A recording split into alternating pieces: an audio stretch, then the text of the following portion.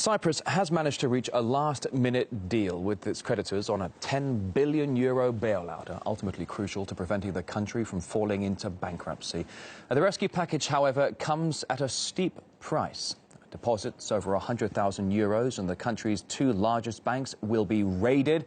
They're looking at about hacking 30% in taxes. Let's get the details now. RT's Tessa Arcilia standing by for us live right now in Nicosia. And Tessa, it's good to see you today. Let's talk about this now. The deal has been reached. Do you think Cyprus is now out of the darkness? Well, let's just say that it has averted today that technical bankruptcy, but it is certainly not out of the woods. This is going to be a long process of restructuring, of having to look at finances from the very beginning. Let's look at the actual deal. So what have they agreed upon in Brussels is that the Laiki Bank, now that is the Popular Bank of Cyprus, it's the second largest lender of the country, will essentially be split into two, now creating that good bank, bad bank. So what will happen is those depositors with less than €100,000 in the bank will be transferred to the Bank of Cyprus, that is the biggest lender of the country, and essentially creating that good bank. Now the others with more than €100,000 of uninsured deposits, those that are not covered under EU guarantees, EU laws, would be taking a huge loss, very significant loss, and this will really hurt those with, of course, their life savings, or those with the small to medium-sized enterprises with money in the bank. So they will be taking a big loss, and essentially Laiki Bank will be shut down, and this will essentially result in jobs loss, and that is what some hundreds of people have already been protesting here. Okay, and then aside from that splitting of the Bank of Cyprus will also be absorbing the other bad debts of Laiki Bank. So the Bank of Cyprus itself, the biggest lender, is not out of the woods as well, now because it will be absorbing some of the toxic assets. Also, let's remember that there are still capital controls in place, which means that banks can still impose restrictions on the amount of money that citizens can take from the ATMs, or the amount of money they can move around, and this is really creating a credit crunch, a cash crunch. Everybody trying to hold on to those €5–10 that they have, just in case there's even lower limits, because right now they can only take about €100 left, and so that's where it stands right now, and also the creation of the Solidarity Fund. So a lot of details still coming. Again, as I said, this is still a long process. They've agreed generally getting that €10 billion bailout. And one more thing I'd like to add lastly is that this raid, as some would call, on the deposits of those big deposits will create about €4.2 billion. Let's not forget, the IMF and the Troika wanted €5.8 billion, so they may still impose raises on taxes on citizens in order to make up for that differences that they still lack. So you're talking about still at least $1 billion short there. You talk about the possibility of raising taxes on this as people's savings accounts are getting pilfered. Now the banks are saying to people you can only pull out a certain small amount from your banks every day. So the people are really in a tough position. And all the while, Tessa, I hear the Cypriot president saying that people will be pleased with the news. Well, are they? Do you think they're buying it?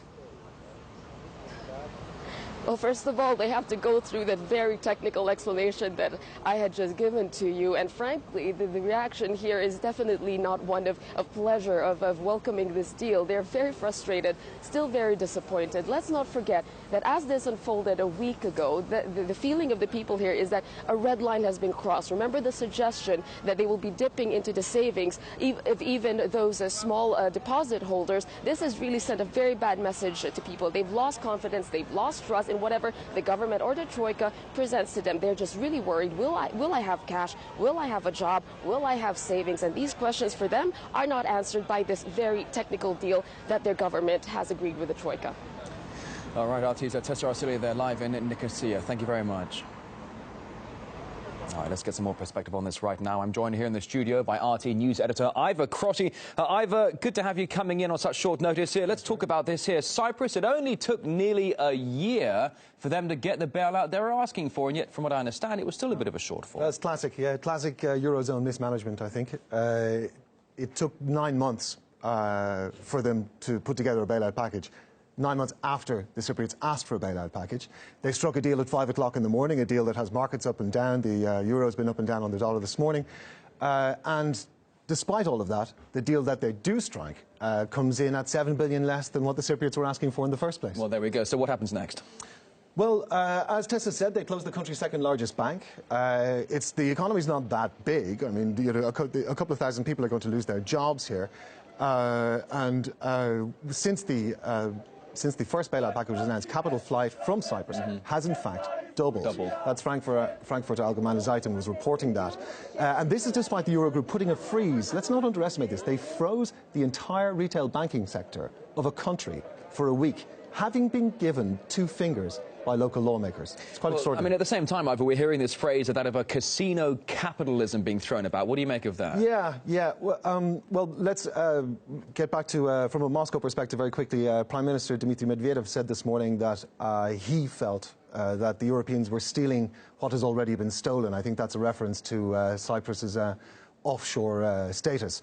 The casino capitalism line is a line that French Foreign Minister, for example, trotted out this morning. I think it's a line they're using to justify what it is that they're doing. And let's not forget that this is not the kind of term they were using when they integrated Cyprus into the Eurozone in 2003. Well, you talk about integrating Cyprus into the Eurozone. I mean, let's discuss the broader picture of the Eurozone. Do you think, what about other members? Should they be looking at what's happening in Cyprus and should they be worried? Well, yes and no. And I'll tell you who won't be worried. Switzerland, Latvia and Andorra. Financial Times is reporting that they have their representatives from solicitors companies from each of those countries very happy to offer a haven to the cash that is on deposit in Cyprus. Now, let's not get things out of perspective here. Russian cash is notoriously associated with Cyprus, but that by no means accounts for the other 70% of money that's sitting on that island right now. I mean, sorry to jump in, Ivor, but there was also something that was saying this was a bit of a kick in the face to Russia here, because there's so much Russian money in the Cyprus banks there that did EU technocrats suddenly realise, hold on a sec, we can help with the Cyprus bailout by going after the Russians who banked there so much. Absolutely, yeah. I think there's a good point to be made there. If you take the Irish case, for example, when banks went bad, the Troika was very happy to foist that debt on a generation of Irish taxpayers, whereas here they seem very, very happy for finally depositors to take the cut. In my opinion, there's incompetency, there's double standards, and there's political irresponsibility pretty much everywhere. Well, I mean, it's a good way of summing it up, but also, I mean, the risk was credibility. Yes, and in my opinion, Brussels has cashed its check. Brussels has cashed its check. I mean, also many already calling this the biggest bout of financial fraud in broad daylight. One guy did an article in a British newspaper the other day saying, well, the people in England, or the UK rather, are not being too stressed because the government takes small slices away from their savings and putting on austerity. But here in Cyprus, it's been what many are calling a massive smash and grab. RT News editor Ivor Crotty, I'm out of time. Thank you so much. Thank you, Rory.